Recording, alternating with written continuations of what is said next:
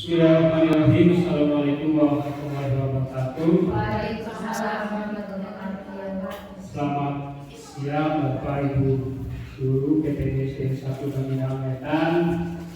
Sebelumnya saya mohon maaf karena pada kegiatan siang hari ini mengganggu waktu Bapak Ibu.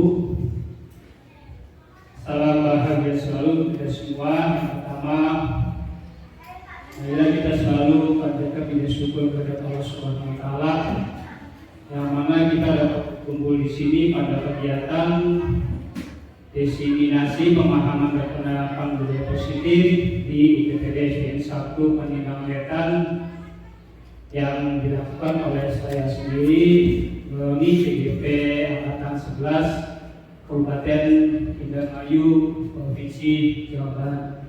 Salawat serta salam semoga selalu tercurahkan kepada junjungan kita Nabi Muhammad SAW, kepada keluarganya, sahabatnya, dan kita yang kumpul di sini semoga bisa mendapatkan keberkahan dan sahabatnya nanti di yaumil akhir. Teman-teman guru PDS 1 Pembinaan Wetan, saya akan menjelaskan tentang diseminasi pemahaman dan penerapan budaya positif yang selama ini saya lakukan. Saya mengikuti CGP Angkatan 11 sudah sekitar 2 bulan berjalan dan alhamdulillah tahap demi tahap sudah saya lalui, walaupun ada beberapa hal yang kiranya itu mengganggu waktu dan juga mengganggu kinerja teman-teman. Dalam hal ini didapatkan oleh saya. Yang pertama, saya ucapkan terima kasih dulu kepada teman-teman sudah membantu saya pada kegiatan CGP ini. Langsung saja Bapak Ibu. Yuk lanjut. Yuk. Lanjut ya. Itu udah nyala ya? Ya. Yang ketiga, ilusi bahwa semua penguatan positif, efektif dan bermanfaat. Betul apa salah?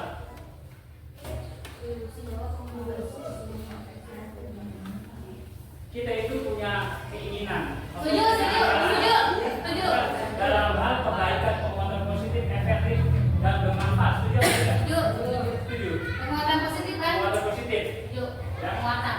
Yang keempat, ilusi bahwa orang dewasa memiliki hak untuk memaksa. Ya, setuju tidak? Nah, kalau dalam hal ini kelas 1 dan kelas 6, kadang-kadang kan saya itu kelas 6 tidak punya uang saku ataupun kehabisan uang saku, otomatis dia bisa memalak, dia bisa meminta ke adik kelasnya. Jadi kan ilusi bahwa orang dewasa itu memiliki hak untuk memaksa, hak untuk menekan adik-adik kelasnya. Begitupun kita, guru kadang-kadang kan bisa memaksa ke siswa, bisa memaksa ke yang lain. Tapi saya setuju. Tidak. Gimana tujuannya? Karena kan ini, kalau misalkan tadi tadi contohnya itu konteks negatif. Kalau misalkan kita orang dewasa, saya misalkan sebagai orang tua memaksa anak saya untuk misal mandi setiap hari sebelum sekolah. Ya. Mau gimana, mau dia nangis, mau dia pokoknya sebelum sekolah itu mandi. Nah, itu kan memaksa ya. Tapi kan tujuannya baik. Ya, tujuannya positif. Jadi kalau menurut saya itu gimana tujuan? Tujuan tergantung pemikiran kita ya. Kalau tujuannya baik berarti dibolehkan. Kalau tujuannya itu tidak baik, negatif, tidak dibolehkan. Oke, lanjut. Nah, ini periode ilusi guru mengontrol murid. Kita kali ini banyak, saya hanya bisa membacakan satu.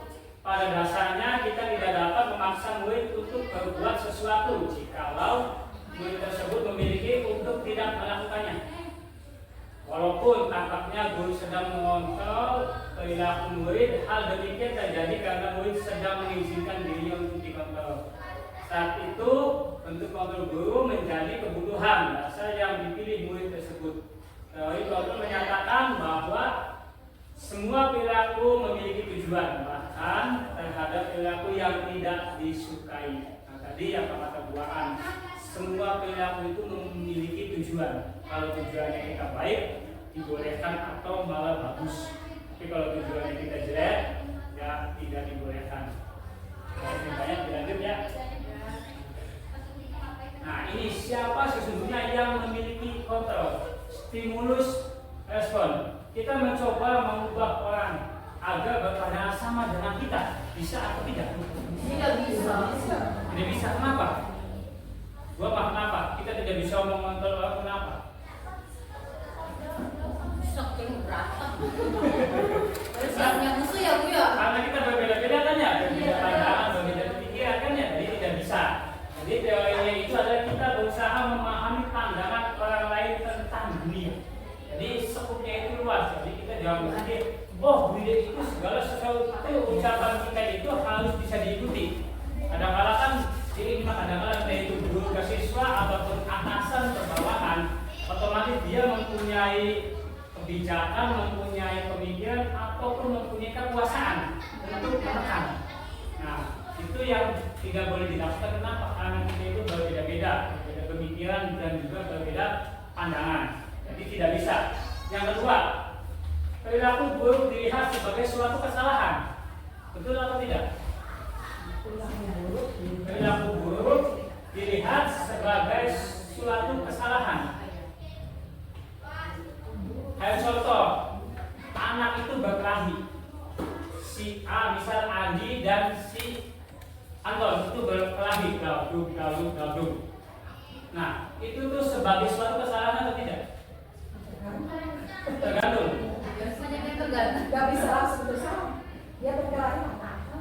Ya, ketika dia berkelahi karena apa? Semua perilaku memiliki tujuan. Jadi kadang-kadang itu berkelahi itu punya alasan. Ya. Entah itu dia disakiti, entah itu dia dihina. Kadang-kadang kan orang pendiam saja dia itu bisa memukul, dia itu bisa membalas apabila dia terpaksa. Apabila dia terancam. Ya. Yang ketiga, orang lain bisa mengontrol saya. Bisa atau tidak? Alasannya kenapa tidak bisa? Kalau menurut saya karena aturan apapun atau pandangan orang lain saat saya bilang iya di depan dia belum tentu saya terima dalam diri saya sendiri. Atau bisa saja saat mengontrol saya itu saat di depan dia saja, di belakang dia saya tetap saja itu kontrol diri saya sendiri. Hanya diri saya sendiri yang bisa mengontrol diri Dia saya. tidak bakal bisa kan ya? Iya, kalau saya nggak sendiri ya setuju mau gimana. Kan hanya Anda yang bisa mengontrol diri Anda kan ya, tidak bisa orang lain. Kita tidak bisa mengikuti aturan orang lain kan? Kita punya kepribadian dan juga punya keinginan sendiri kan ya.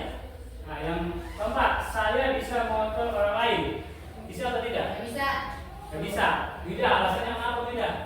Ya balik lagi ke pertanyaan sebelumnya. Sebelumnya ya. Iya. Berarti Anda Setiap orang tidak itu bisa punya mengontrol orang lain kan ya? masing-masing. Betul. 5. Pemaksaan Anda pada saat rujukan gagal. Tadi ujung-ujungnya Tadi maksa. ujung-ujungnya maksa. Ya, disuruh apapun akan dilakukan. Apapun akan dilakukan, kekecewaan, kekesalan. Jadi ujungnya Ya maksa. orang maling kan karena terpaksa. Ya, kalau terpaksa dan juga karena ada kesempatan. Iya. Ya kan ya. Kalau tidak ada kesempatan yang bakal bisa dipaksa. Nah, di sini pilihannya adalah kolaborasi dan konsensus menciptakan pilihan-pilihan baru. Jadi di saat kita memaksa tujuan kita gagal, berarti jangan hanya ke tujuan, kita ubah jalannya. Jadi jalannya diubah, sama nangin itu monoton, diubah jalannya supaya apa? Supaya bisa. Yang ke-7, model berpikir menang kalah. Bisa atau tidak? Jangan. Nah, Jangan. kalau bisa kita itu ada pertandingan nih, dari pertandingan pramuka ataupun ekskul yang lain, kita itu berpikir ya bisa menang, bisa kalah, nggak apa-apa menang lah, nggak apa-apa kalah, Itu mah nggak apa-apa. nggak apa-apa. Maksudnya tuh, iya. Kalau di sini mah kalau saya pikirnya ini mah kayak lebih ke aturan kan kontrol ini. Ya. Kayak buat aturan. Jadi kalau yang buat aturan tuh misalkan saya guru, saya buat aturan murid mematuhi. Nah kalau di sini menang kalah itu saya menang kan, karena saya buat aturan murid mematuhi. Nah sebenarnya murid mematuhi itu kalau di depan saya belum tentu di belakang saya. Nah alangkah baiknya jangan menang kalah, tapi menang-menang. Artinya kita buat kesepakatan win-win solution gitu. Solusinya Guru maunya kamu datang jam 7, murid maunya misalkan Bu jam 7 itu saya maunya dari bintang 1 misalkan. Nah itu kan sama-sama apa ya, sama-sama menang. Nggak ada yang lepas, sama ada yang iya nggak ada yang Oke, berarti berpikirnya itu anggap baca murid dengan guru kan ya? Iya. Guru membuat aturan yang bisa diikuti oleh siswa gitu kan. Tapi aturan itu harus disepakati bersama. Iya, disepakati bersama. Oke, setuju tidak? Setuju. Oke, kita lanjut. Nah, sini ada disiplin positif dan nilai-nilai kebajikan universal. Apa makna disiplin tidak? Arti disiplin. Ya, arti disiplin. Namanya universal. Disiplin itu tidak hanya waktu kerja, tidak hanya ini aja ya, tapi tanggung jawab. Karena kan itu disambungkan dengan nilai kebajikan Ya, universal. betul. Tanggung jawab, menghormati. Universal sih disiplin. Luas berarti. Luas kalau pikiran. Jadi tidak hanya tentang waktu aja. Keseluruhan berarti kan yang kayak itu di sekolah ataupun dimanapun. Oke, siap. Bu Ina, barangkali punya pandangan yang lain. Salah duduk kita mah. Salah duduk ya. Nah, kalau universal kan memang beda. Tapi kalau bisa spesifik, ya kalau kecil itu ya begitu kecil, sesuatu yang dilakukan secara benar dan akan-akan. Ya, nah, kita lanjut. Nah, di sini nih.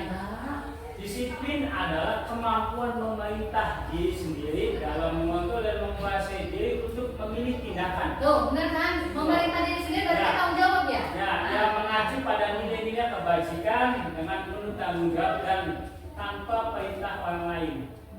Ya, berarti kan apabila kita punya keinginan, perbaikilah diri kita dulu. Jangan sampai disiplin kita itu karena orang lain, karena ingin sesuatu, karena paksaan. Ya, kesadaran diri kita. Disiplin positif adalah kebiasaan-kebiasaan hal baik yang mencakup sikap atau perilaku maupun perkataan oleh seluruh warga di sekolah, terutama bagi murid agar dapat berkembang menjadi pribadi yang kritis, mandiri dan bertanggung jawab. Jelas ya Bapak Ibu mengenai Bu-ibu. positif. Waduh. Nah, di sini tujuan disiplin positif. Yang pertama untuk mengontrol diri dalam melakukan segala tindakan. Kalau kan kita biasanya kan guru ataupun siswa itu minta kebijakan kepala sekolah atau kebijakan guru yang diterapkan di sekolah. Kalau ada kata ya, itu otomatis kata ya. Nanti juga hanya pada di awal. Juga juga. Ya, Itu kan. paling nggak hanya di awal. Kesana-kesananya tidak bakal bisa dijalankan. Nah, di situ tuh disiplin kita dulu. Apabila kita punya keinginan yaitu mendisiplinkan anak dalam hal jam kerja yang sudah masuk sekolah, kitanya dulu yang diperbaiki. Kalau kita dulu sudah diperbaiki, otomatis siswanya juga bisa diterapkan. Ini ada batunya mana? Dan ketiga, menciptakan murid yang memiliki disiplin diri sehingga mereka berperilaku yang mengacu kepada nilai-nilai kebajikan universal. Lanjut.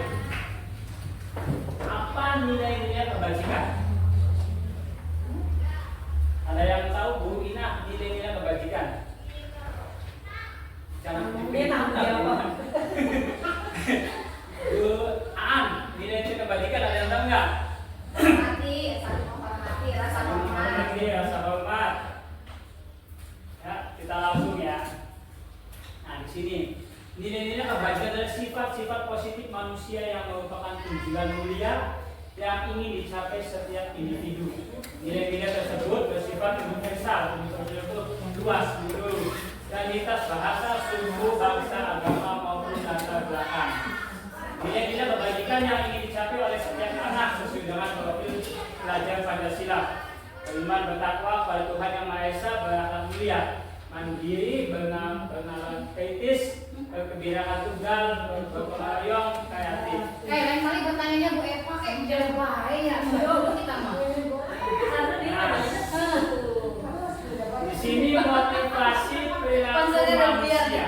Perilaku manusia itu terdiri menjadi tiga. Yang pertama adalah untuk menghindari ketidaknyamanan atau hukuman.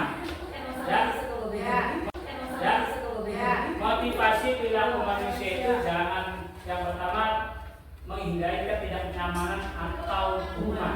Mencari aman itu. Saya aman. Itu yang pertama itu. Jadi kita itu nyaman dengan keadaan.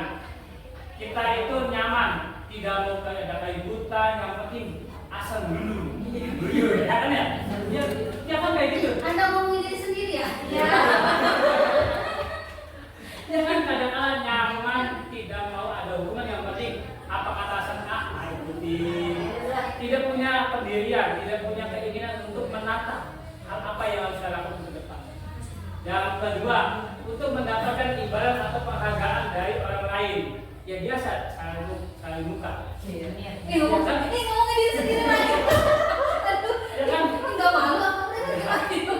Saling muka kan ya, kita saling muka atasan supaya apa? Supaya bisa mendapat penghargaan, supaya mendapat pujian, gitu kan? Nah ini tuh bisa buka dua kalau hal yang kedua. Ada dua. Iya kan, banggaan ada.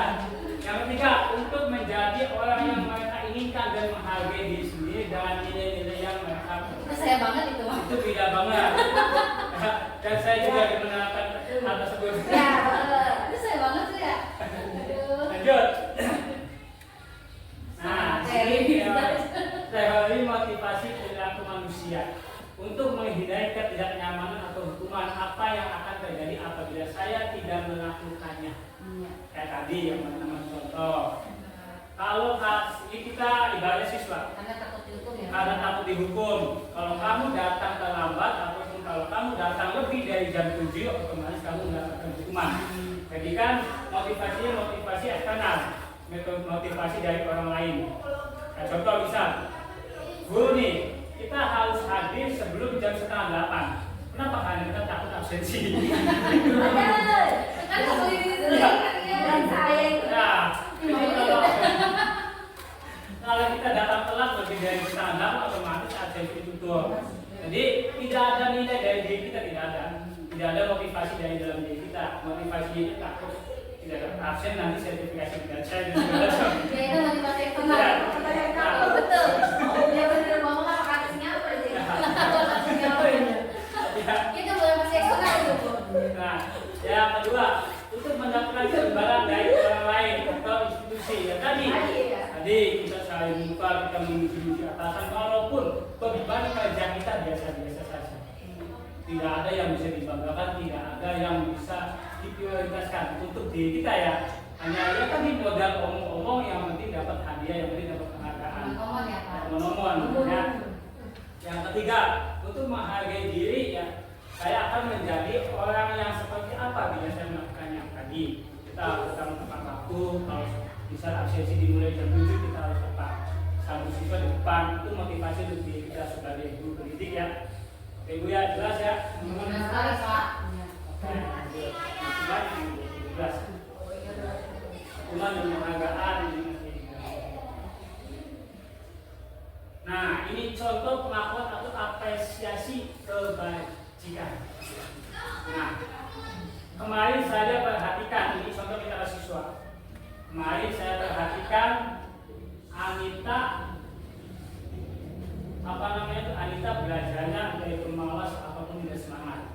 Jadi nilai kebahagiaan itu rasa empati kita besar sekali, rasa empati kita terhadap si Anita. Ya kadang-kadang kalau kita sebagai guru, apabila ada siswa yang malas ataupun ada siswa yang lemes dan semangat dalam mata pelajaran, kita bimbing aja.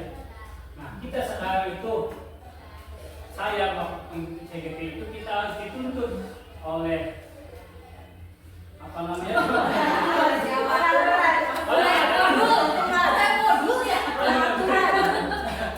oleh modul, oleh keadaan. Jadi dan juga tanggung jawab kita sebagai guru kan otomatis apabila ada siswa yang malas ataupun ada siswa yang tidak semangat dalam belajar, di situ kita dituntut kita raih siswa supaya membangunkan motivasi. Nah situasinya pada saat menolong murid baru di kelas kita. Yang kedua, saya menghargai apa yang contoh misal saya menghargai yang sudah dilakukan oleh Bu Ahmad dalam hal kebersihan kelas. Nah, ini kebajikan aja kepedulian. Terus situasinya pada saat kamu membantu teman-temanmu di tugas kelompok, ini contoh, ya. Lanjut. Nah, nanti di sini ada hukuman, konsekuensi dan restitusi. Pertanyaannya adalah apakah Anda setuju dengan tindakan pasien terhadap IFA? Mengapa? Nanti saya bacakan soalnya ya Bapak Ibu.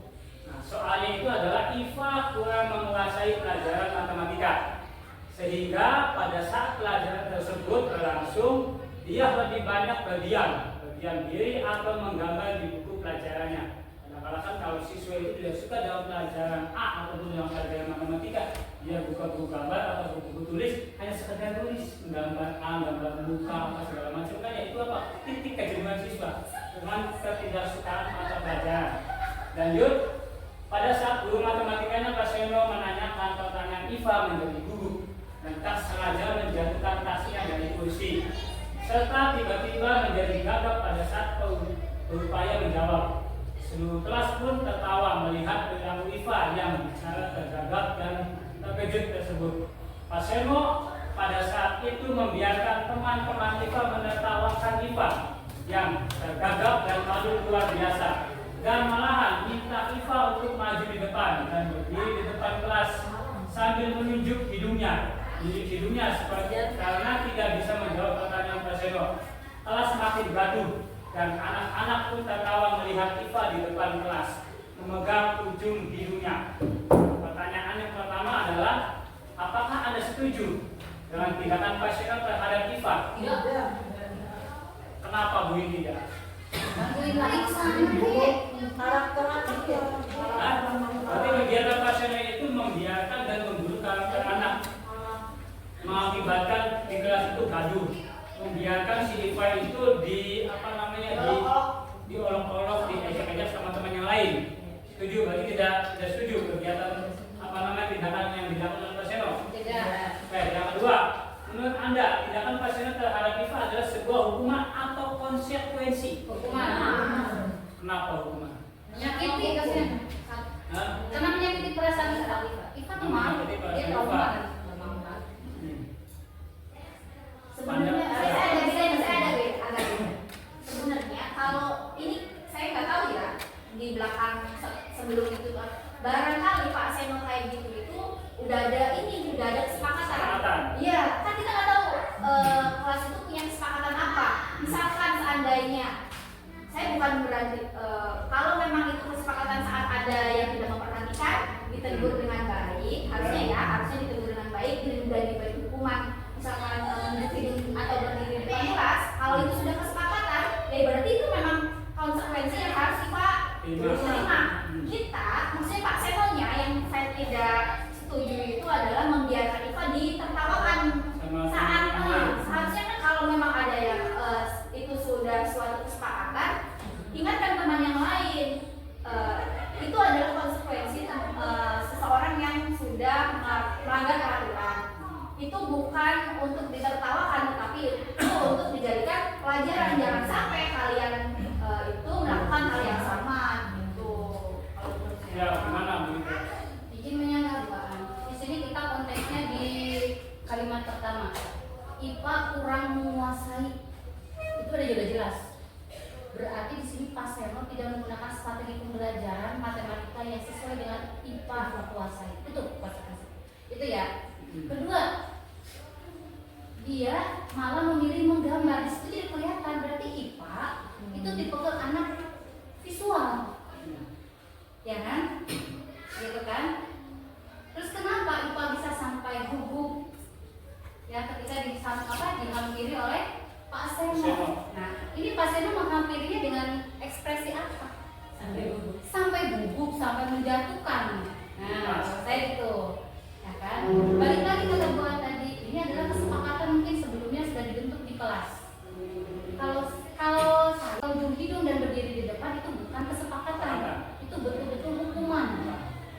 Karena itu akan mempermalukan. Mau nggak memegang hidung aja atau berdiri pun pasti akan tertawa kalau anak-anak.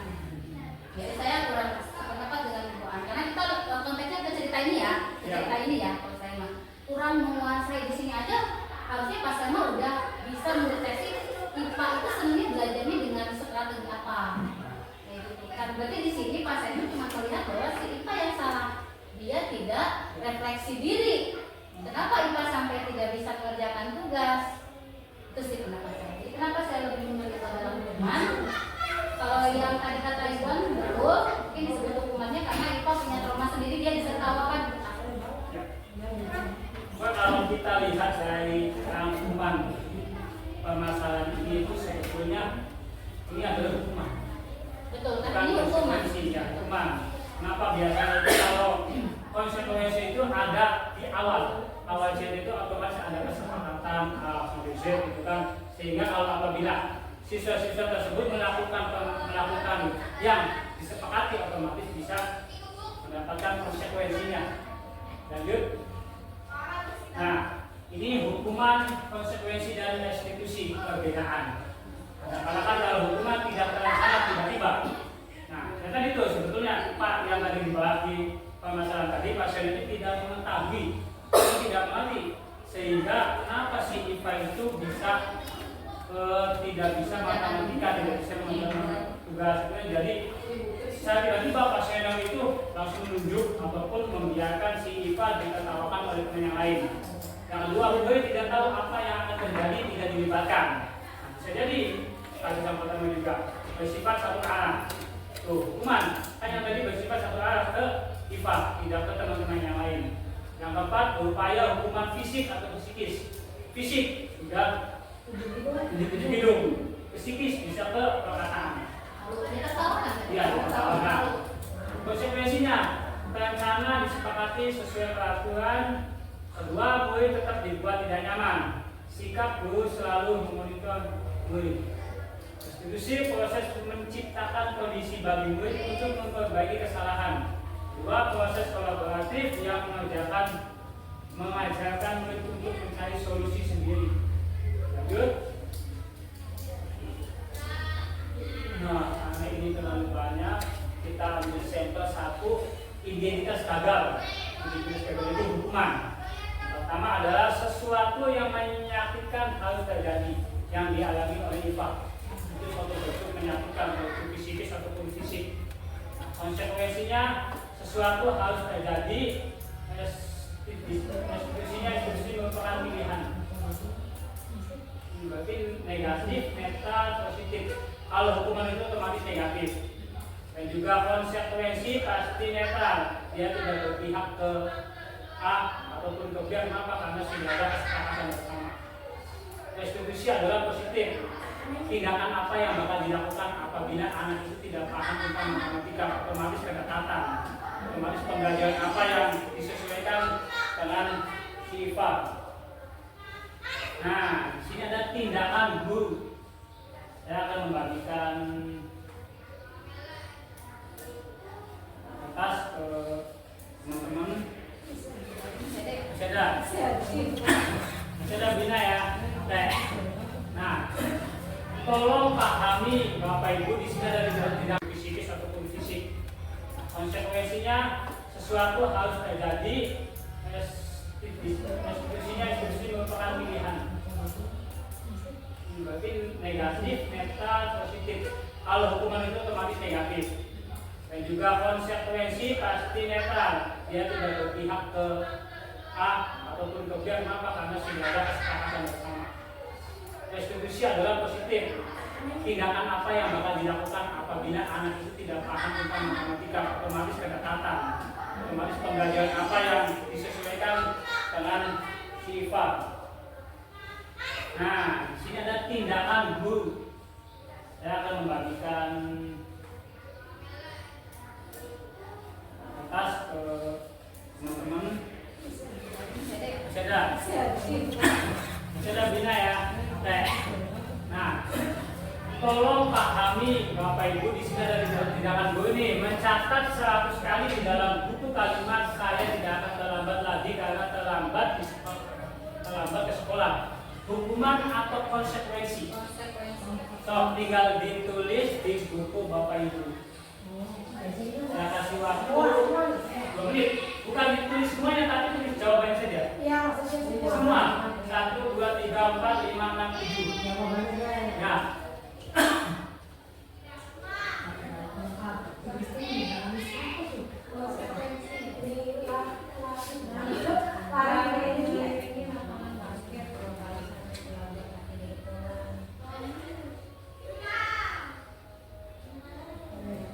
Pilihan cuma 2 ya? 2 frekuensi sama orang. Satu.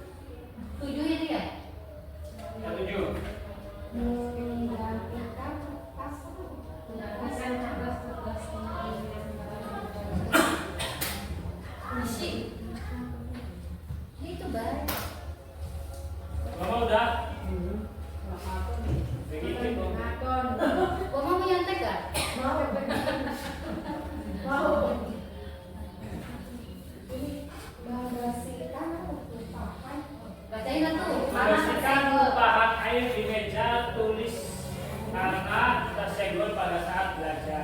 Nah, yang setelahnya tuh, Setelahnya saya ada murid ini. disuruh untuk mengenakan sepatu seharian di sekolah karena tidak mengenakan sepatu hitam. Itu hukuman 7. konsekuensi. Lari mengelilingi lapangan basket 2 kali karena terlambat 10 menit untuk pelajaran media. Dia mah enggak itu teguran hukuman apa konsekuensi. Nanti tinggal teman-teman Bedanya gini, kalau hukuman itu ini beda. tuh Kalau hukuman atau konsekuensi ada kesepakatan. konsekuensi. Kayak peraturan sekolah itu kan konsekuensi.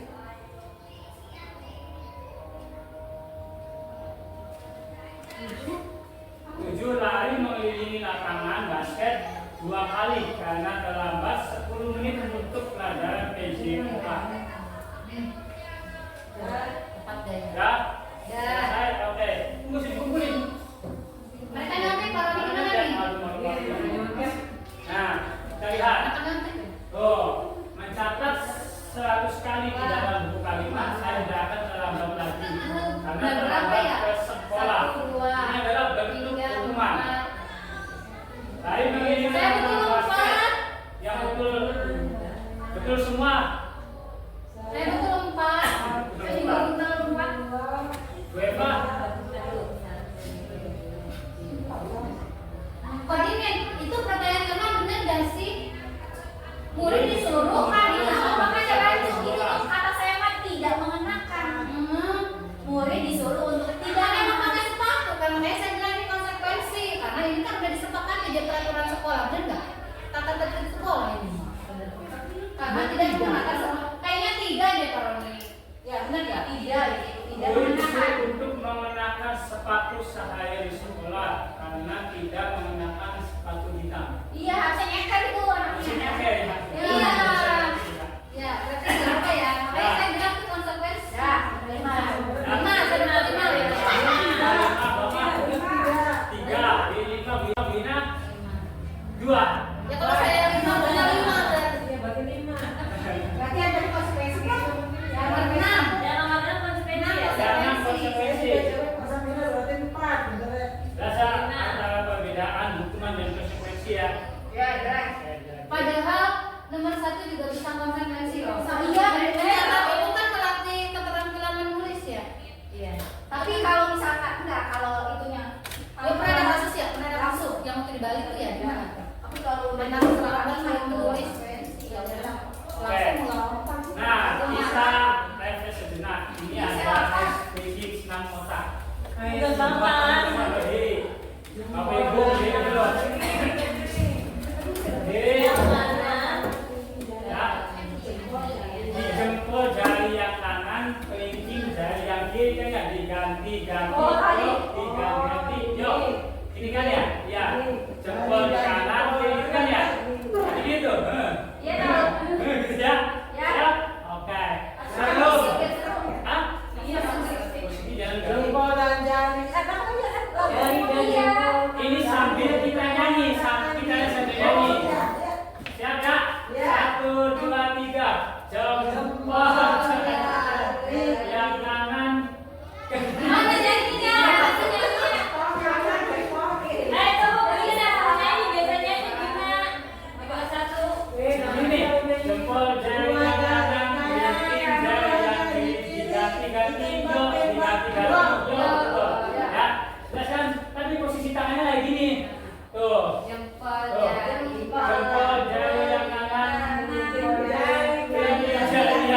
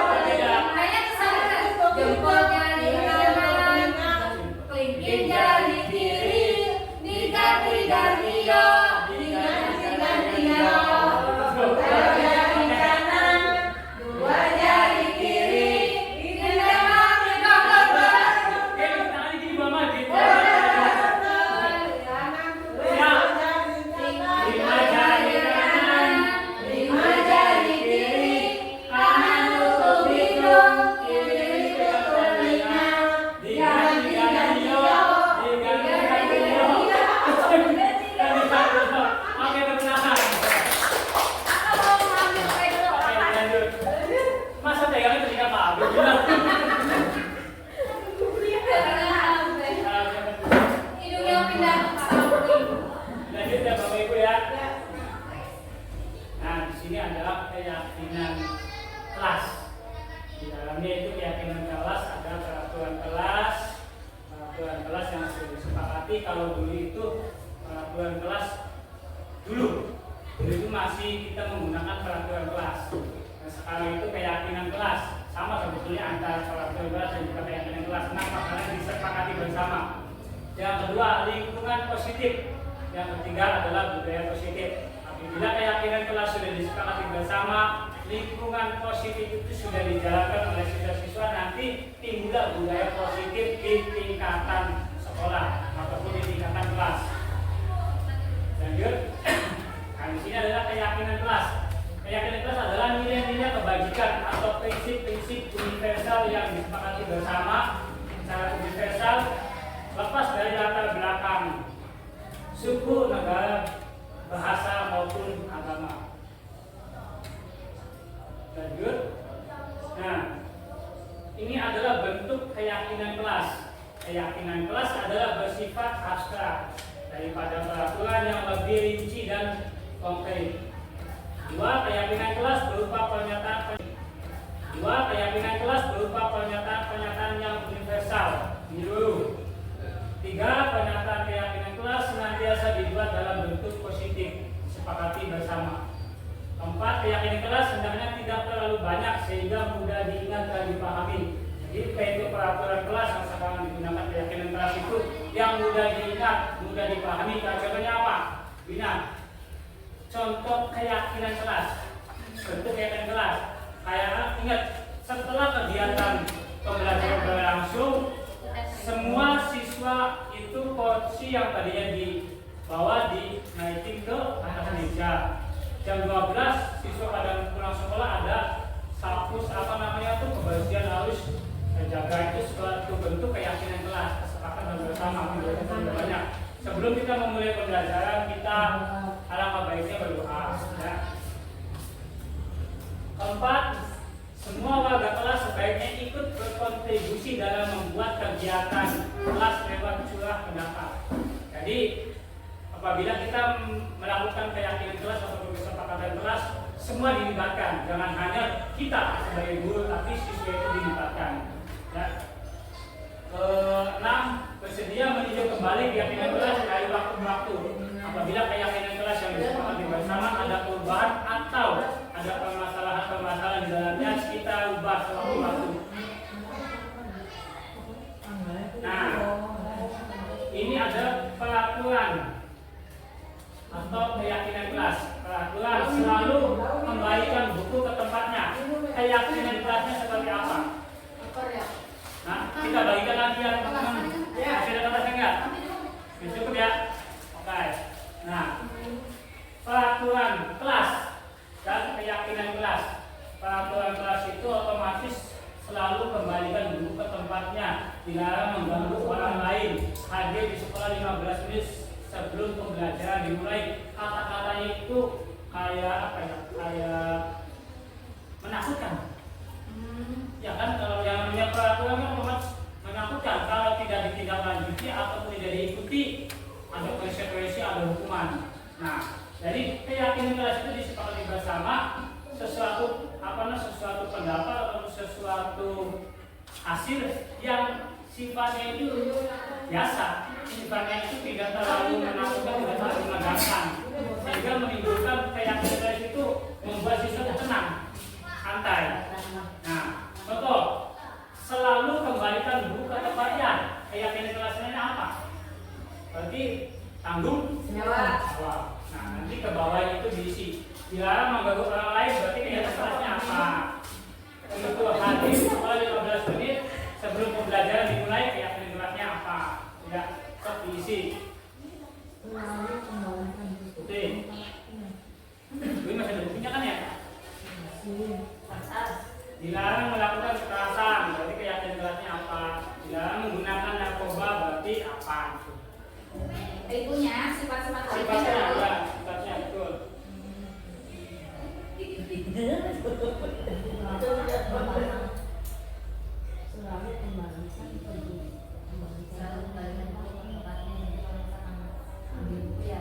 Kembali membaca buku disiplin. setelah Bisa disiplin, bisa tanggung jawab. Kita seneng lah.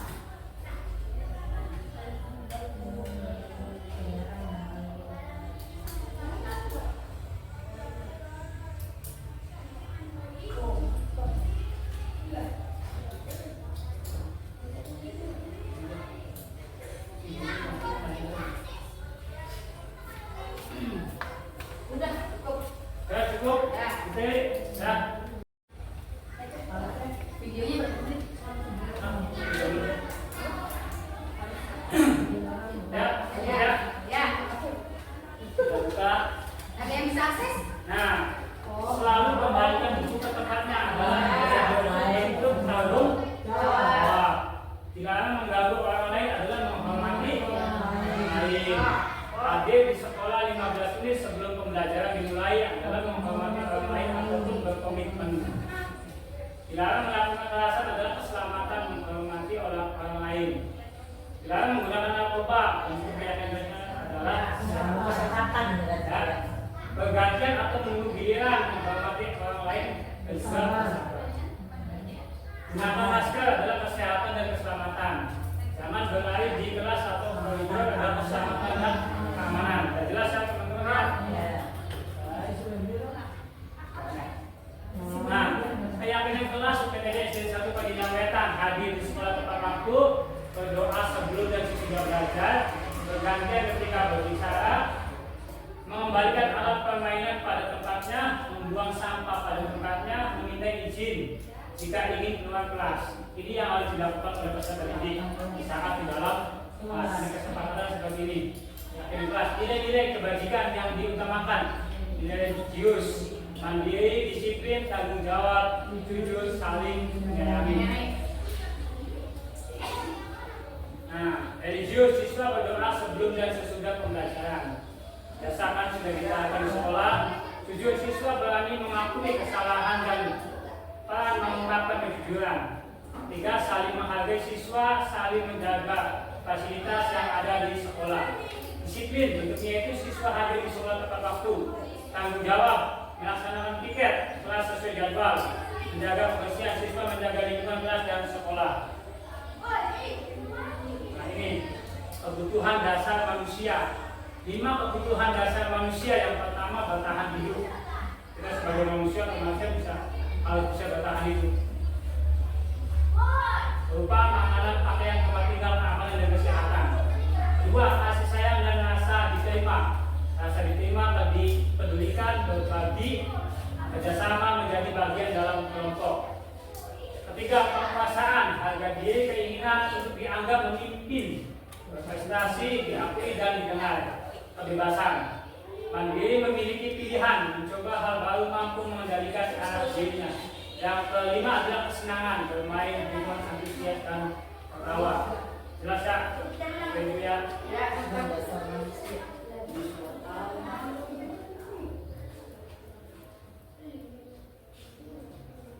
nah, posisi kontrol restitusi. Ini nih, guru itu yang pertama sebagai penghukum, kedua guru sebagai pembuat merasa bersalah, ketiga guru sebagai teman, pemantau dan manajer. Yang kita lakukan dalam hal keseharian yaitu belajar ataupun di luar sekolah, kita itu sebagai apa guru? Apakah sebagai penghukum, sebagai teman, sebagai pembuat merasa bersalah, pemantau dan manajer.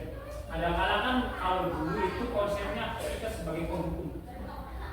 Otomatis kalau dikerjakan saya disekap ataupun segala macam yang bisa menggunakan fisik ataupun kerjakan saya disekap ataupun segala macam yang bisa menggunakan fisik ataupun fisikis ataupun perkataan.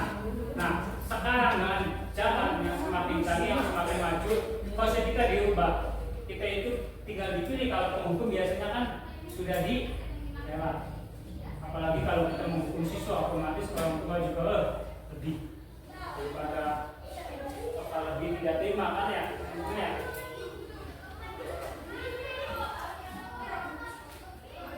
Nah, contoh nih, guru berbuat, penghukum menghardik, menunjuk, menyakiti, menyindir, itu sebagai penghukum.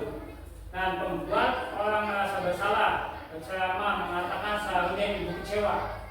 Ya, kadang-kadang saya kecewa sama kamu, kenapa kamu berkelahi segala macam. Itu tuh sebagai pembuat merasa bersalah. Jadi siswa itu merasa tertekan. Siswa itu merasa wah saya yang bersalah. Sehingga apa? Saya nanti minder segala macam. Teman, membuatkan alasan-alasan untuk muridnya. Jadi kita ada kedekatan sama siswa. Apabila siswa membuat permasalahan ataupun berkelahi, kita sebagai teman menempatkan diri sebagai teman. Supaya siswa itu bercerita ke kita, mengeluh kesahnya ke kita, supaya enak. Jadi siswa itu nyaman kalau dalam pertemuan kita. Pemantau, maka itu menghitung dan mengukur. Manajemen, mengajukan pertanyaan-pertanyaan. Ya. Ini contoh tugas seperti ini. Pertanyaan-pertanyaan, saya kecewa sekali dengan kamu. Kecewa sekali itu fokus itu kecewa sekali. Jadi kecewa sekali itu membuat orang merasa bersalah. Kamu tidak pernah benar melakukannya. Jadi menghukum tidak pernah benar. Ayolah lakukan demi Bapak Ibu. Tuh teman, kalau demi Bapak Ibu jangan kadang-kadang kan bukti siswa yang nakal segala macam. Ayolah kamu tuh, kamu sekolah itu untuk masa depan kamu dan juga untuk menyenangkan orang tua kamu. Jadi kita menempatkan diri sebagai teman. Yang kedua, yang ketiga, apakah kamu mau mendapatkan stiker bintang hari ini sebagai pemantau? Ya, bagaimana kamu bisa menyelesaikan masalah ini? Nah, itu sebagai bentuk manajer. Yang terakhir adalah kamu selalu yang paling menghukum. Jadi menyudutkan.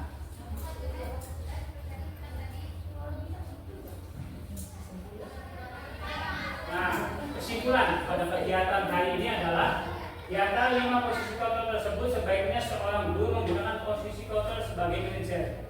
Sebagai manajer, guru dapat berbuat sesuatu bersama murid, persilakan murid bertanggung jawab dan mendukung murid agar dapat menemukan solusi.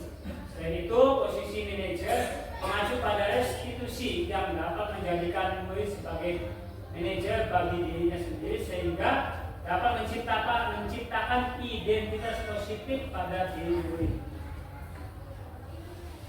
Nah, segitiga restitusi. Nah ini, Bapak Ibu, segitiga restitusi. Di dalam segitiga restitusi itu ada yang pertama adalah validasi kebutuhan, menyamakan keyakinan, menstabilkan identitas. Ini itu harus ada tertanam ke semuanya. Apabila kita menstabilkan siswa yang bermasalah itu, konsep 3 ini harus kita penuhi dulu. Sehingga menurut ini nilai-nilai apa yang telah kita sepakati. Kamu ingin menjadi orang seperti apa? Ketiga, kamu bukan satu-satunya yang pernah melakukan ini. Setiap orang pasti pernah melakukan kesalahan. Kelima, adakah cara yang lebih efektif untuk mendapatkan apa yang kamu butuhkan?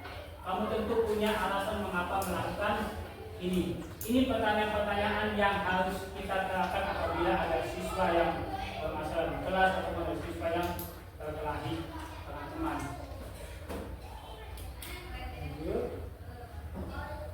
Nah, ini contoh menstabilkan identitas. Guru berkata, berbuat salah itu hal yang manusiawi.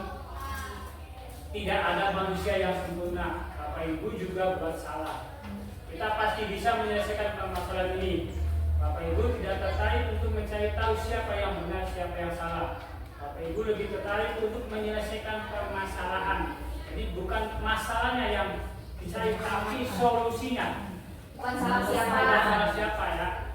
Kalau kamu menyalahkan dirimu sendiri terus menerus, apakah kamu bersikap baik pada dirimu? Dia tidak kan ya? Nah, ini itu menstabilkan. Sikap baik pada dirimu? Dia tidak kan ya? Nah, ini itu menstabilkan. Yang kedua, validasi kebutuhan. Kamu bisa saja akan melakukan hal yang lebih buruk. Jika kamu tidak melakukan, kamu pasti punya alasan mengapa melakukannya. Nah, yang tadi, apabila sudah berkelahi itu pasti dia melawan kalau ada terjepit atau terbojok. Apa yang penting bagi kamu? Nah, ini hal-hal yang harus Bapak Ibu pertanyakan ke siswa. Menanyakan keyakinan. Nah, di sini nanti Bapak Ibu menanyakan apabila ada siswa yang bermasalah. Apa nilai yang kita percaya di kelas atau sekolah kita? Nilai-nilai universal apa yang telah kita sepakati? Kelas yang ideal itu seperti apa sih? Kamu ingin jadi anak seperti apa? Apa yang kamu rasakan ketika kamu melakukan itu? Kamu menjadi orang yang seperti apa? Nanti ini tanyakan ke siswa dalam hal penyelesaian menanyakan keyakinan. Nah, terakhir adalah penutup yang kita tunggu-tunggu, Bapak Ibu.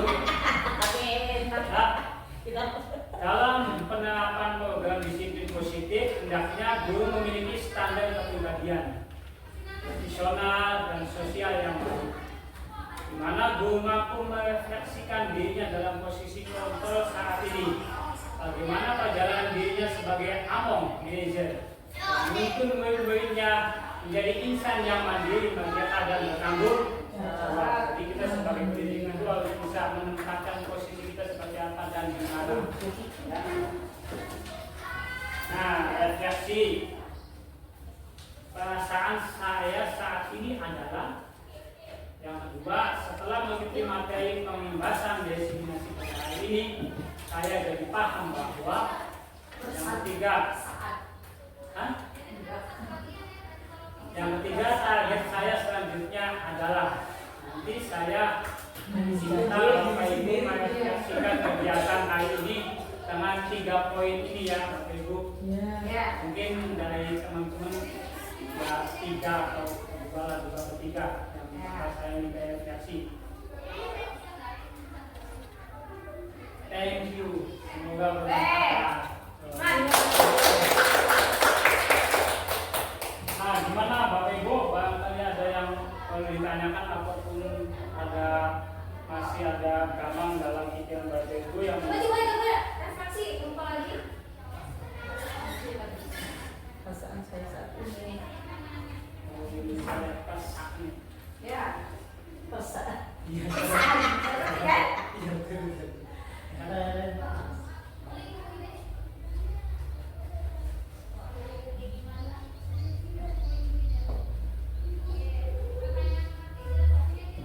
Eva, ada yang perlu ditanya lagi, Eva? Saya jelas. Ini 3. Ini 3 ya?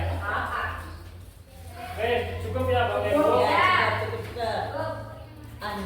Kurang dan lebihnya mohon maaf, itu penyampaian hasil diseminasi saya tentang budaya positif di PTD SDN 1 Panjenengan Wetan. Saya akhiri. Assalamualaikum warahmatullahi wabarakatuh. Waalaikumsalam warahmatullahi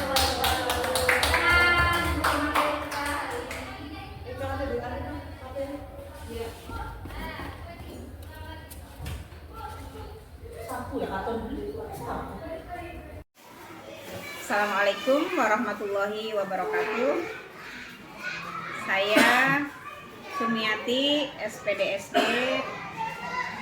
Kepala Sekolah UPTD SDN 1 Panjenengan Wetan. Pada hari ini berkaitan dengan guru yang ada di sekolah kami, yaitu Pak Roni sebagai calon guru penggerak angkatan 11, merefleksikan kegiatan yang sudah dilakukan oleh calon guru penggerak. Menurut saya tahun ini adalah tahun kedua setelah tahun kemarin sudah meluluskan seorang guru SDN 1 Panjenengan Wetan juga, yaitu Ibu Ida yang telah lulus CGP angkatan 9, dan sekarang Pak Roni adalah angkatan kedua. Perasaan saya kalau secara pribadi sangat senang ya, sangat senang ada beberapa orang guru yang telah mengikuti guru penggerak.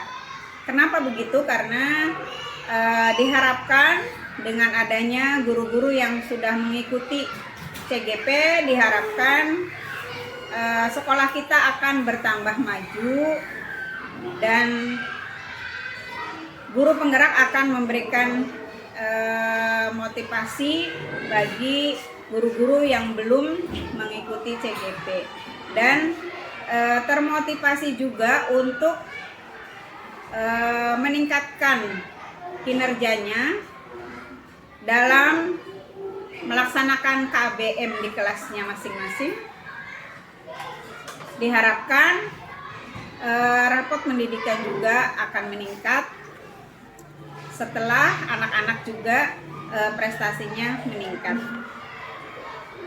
Kemarin telah mengikuti yaitu pengimbasan diseminasi ya. Diharapkan untuk guru-guru yang telah mengikuti akan menjadi lebih paham dengan kebiasaan-kebiasaan yang sudah kita lakukan, contohnya praktik baik ya, diantaranya pembiasaan setiap sebelum melakukan KBM anak-anak mengaji bersama, kemudian dilanjutkan dengan literasi ya, budaya sopan santun juga ya. Jadi sangat berharap kegiatan ini akan konstan ya, jangan sampai kendur ya, tetap semangat untuk memberikan pelayanan yang terbaik untuk anak-anak, di mana sesuai dengan kegiatan CGP yang begitu banyak ya menyita waktu. Mudah-mudahan juga bisa untuk calon CGP bisa membagi waktu antara tugas CGP dan tugas pokok sebagai guru di sekolah kita. Mudah-mudahan kegiatan yang telah dilakukan oleh calon CGP yang sekarang yaitu CGP angkatan 11 akan bisa memperbaiki prestasi siswa ke arah yang lebih baik. Kepada ibu bapak guru juga akan lebih meningkatkan kinerjanya di kelas masing-masing dan akhirnya tujuan kita tercapai. Target selanjutnya adalah mudah-mudahan tahun depan akan ada lagi calon penggerak baru sehingga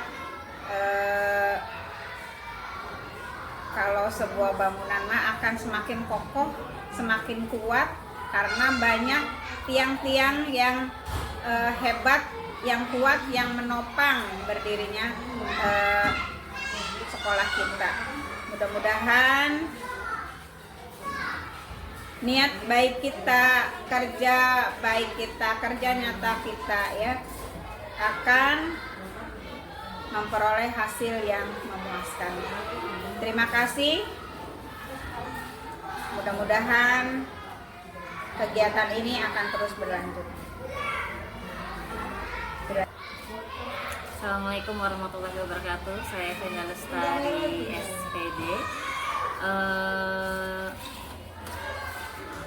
Perasaan saya saat ini setelah mengikuti materi diseminasi dari Bapak Nuroni, saya sangat senang karena dapat menambah ilmu dan menambah wawasan untuk saya. Setelah mengikuti materi pembahasan atau diseminasi, saya jadi paham bahwa budaya positif di sekolah bisa menerapkan pendekatan pembelajaran yang inovatif, mengelola kelas dengan baik dan membangun hubungan interpersonal yang baik dengan siswa. Dengan adanya budaya positif juga, siswa juga dapat merasa nyaman dan aman saat belajar di sekolah atau di lingkungan sekolah. Kemudian target saya selanjutnya sebagai guru ingin menjadi seorang pendidik atau guru yang bersahabat dengan siswa dengan dengan melakukan atau mewujudkan budaya positif di kelas. Terima kasih, sekian refleksi dari saya. Assalamualaikum warahmatullahi wabarakatuh.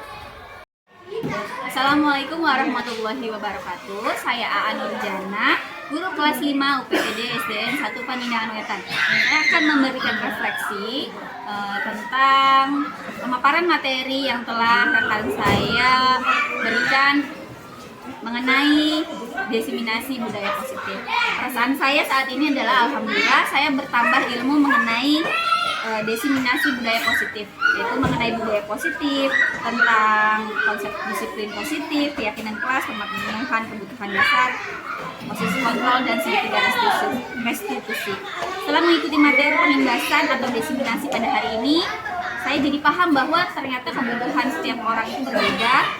Peran guru juga berbeda-beda. Di sini ada yang saya ketahui yaitu peran guru sebagai pemantau, peran guru sebagai manajer, peran guru sebagai penghukum, peran guru sebagai teman, dan peran guru sebagai apa yang satu lagi itu? Ya, pemantau. Target saya selanjutnya adalah saya ingin memposisikan diri saya sebagai guru yang sebagai manajer. Jadi di sini saya bukan hanya memantau siswa, saya bukan hanya dekat dengan siswa, tetapi saya juga memberikan kesempatan kepada siswa untuk menyelesaikan masalahnya sendiri.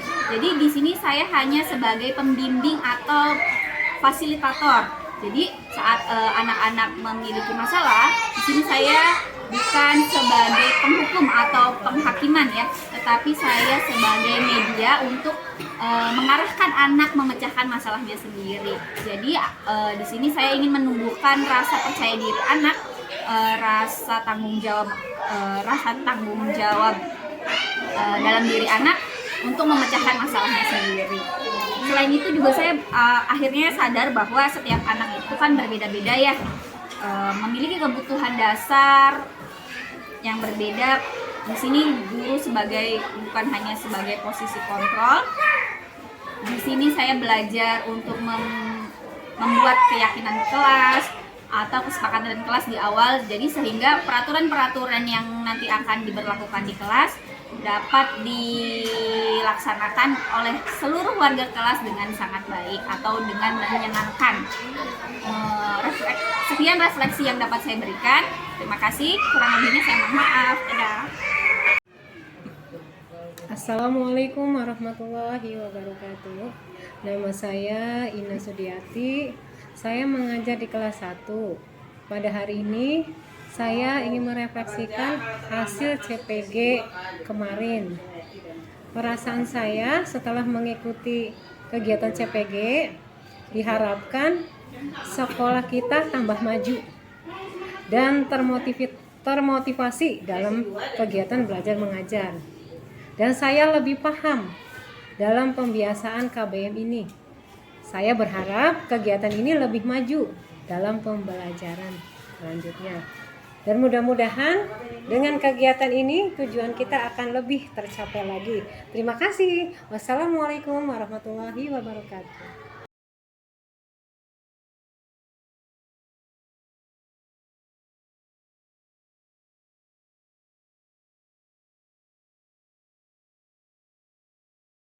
Assalamualaikum warahmatullahi wabarakatuh. Perkenalkan, nama saya Nabila Azhara.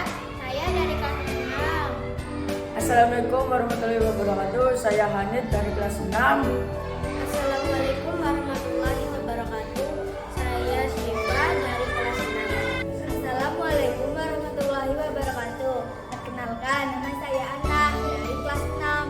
Assalamualaikum, saya Reza dari kelas 6. Setelah saya membuat keyakinan kelas, saya menjaga kelas tetap damai dan tertib. Setelah saya membuat keyakinan kelas, saya akan menjalankannya dengan penuh tanggung jawab. Setelah saya membuat keyakinan kelas, saya akan lebih mandiri dan bertanggung jawab. Setelah saya membuat keyakinan